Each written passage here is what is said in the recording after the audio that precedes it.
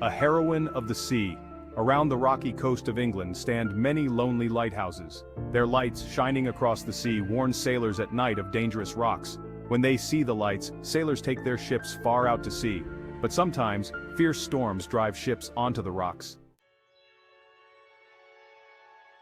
This is the story of a brave girl and of a shipwreck on the rocks one night in 1838. Grace Darling was the daughter of a lighthouse keeper. She had lived all her life in lonely lighthouses, far away from towns and cities. There was not even a village near their home. Their nearest neighbors were many miles away, but Grace's father was a wise and educated man who brought up his children very carefully. Grace and her brothers and sisters were all taught to read and write. Their father also taught them to be honest and brave and unselfish. When Grace was 10 years old, the family went to live in the Longstone Lighthouse.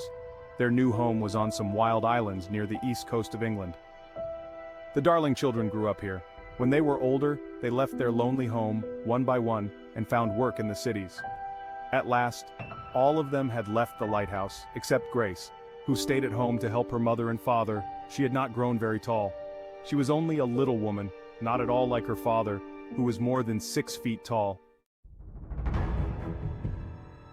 On the night of September 6, 1838, a terrible storm was blowing. Grace was used to storms. She herself was warm and safe in the big lighthouse. But she was always unhappy about the poor sailors who were at sea in the storm. She did not know that a terrible thing was happening that night. That night, a ship was wrecked upon the rocks. Grace and her parents did not hear the sound of the crash. The noise of the wind and the waves was too loud. They could not hear anything else. But a ship called the Forfarshire had hit the rocks a mile away from the lighthouse. Most of the passengers were drowned, but 9 men and women were able to climb onto a rock. The wind nearly blew them into the sea as they clung to the bare rock. In the distance, they saw the warm light of the lighthouse. But of course their shouts and screams were not heard. All night they clung there in the storm. Help! Please, someone help us! We can't hold on much longer. In the face of the storm, the survivors clung to hope, praying for a miracle. Next morning at 6 o'clock, Grace was dressing. She looked out of her window and saw the storm was still blowing. Suddenly, she stopped. Wasn't there something on the distant rocks? Father, come quickly! Look, there are people clinging to the rocks, but they are half under the sea. Grace cried out. We must rescue them before they are drowned. We must do something. Will you ever sleep again, Father, if they die? William Darling was a brave old man, but he shook his head. It is hopeless. We can do nothing. How can I row a boat by myself through these waves? If only I had another man here to help me. I can help you, Father. I can row a boat as well as any man, can't I? I am small, but I am strong. You and I have often rowed together. We can reach those unfortunate people. Mrs. Darling was with her husband and daughter at the window. No, no. How will it help those poor people if you are drowned? You cannot row in this storm. Do not try. A girl like you, Grace, cannot do a man's job. Let us pray for them, husband. God will help them, perhaps, but we... She argued until at last her father agreed. Poor Mrs. Darling, with a heavy heart, helped them to get the boat out.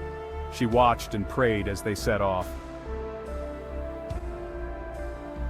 Anyone who has seen a storm at sea can imagine that journey. The boat went up and down over waves as high as hills. Sometimes it stood on one end, sometimes on the other end. It went up to the top of a wave and then down into a great valley between the waves. Every time they went down, the boat nearly went under the water, but little by little, pulling with all their strength on the oars, they came nearer the rocks. The wind and the rain were so strong that Grace could not see the men and women clinging to the rocks. She only heard their cries for help. She needed all her strength to hold on to the oar, which was bigger than herself. At last they came close to the rocks. William Darling was able to jump onto the rocks while Grace, all alone, held the 2 men into the boat. Thank you. We thought we were done for. The 2 sailors from the wrecked ship were able to row. They helped the Darlings during the long journey back to the lighthouse. Then Grace and the 3 women got out. Old William Darling and the 2 sailors rowed back across the dangerous sea to rescue the 4 men still on the rock. Grace did not have any time to rest now. All that day, she was busy helping her mother to warm and feed the rescued passengers. After several days, these passengers were able to return to their homes in England. They told the story of the brave girl and her father to their families and friends. Suddenly, Grace Darling and her father were famous. The story of their heroism was told in the newspapers. Money was raised to help all the lighthouse keepers in their dangerous, lonely lives. Grace and her father were given a special reward for their heroism. Poor Grace did not live long after the rescue. She died at the age of 27, but she is still remembered for her unselfish courage. She risked her own life for others.